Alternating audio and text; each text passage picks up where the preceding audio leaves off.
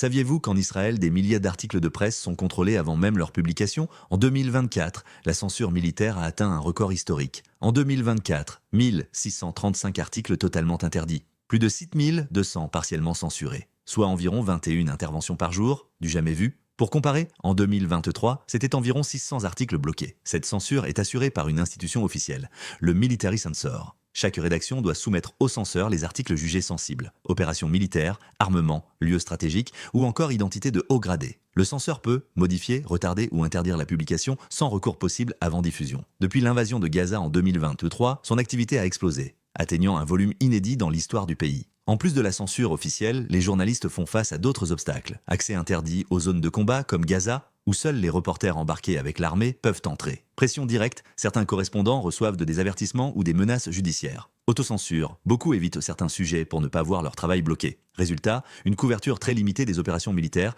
contrôlées presque exclusivement par l'armée. Les autorités parlent de sécurité nationale, mais les ONG de défense de la presse dénoncent une atteinte directe au droit d'informer. En 2024, près de 22 000 articles ont été soumis au contrôle militaire. La liberté de la presse n'est pas un luxe, c'est un pilier de toute démocratie. Quand l'armée décide ce que les citoyens peuvent lire, ce n'est plus de la sécurité, c'est du contrôle de l'information. Refuser la censure, c'est défendre le droit des peuples à savoir, à questionner et à juger par eux-mêmes. Alors posons la vraie question. Si les faits sont cachés, qui bénéficie de ce silence? Certainement pas la démocratie et encore moins la vérité.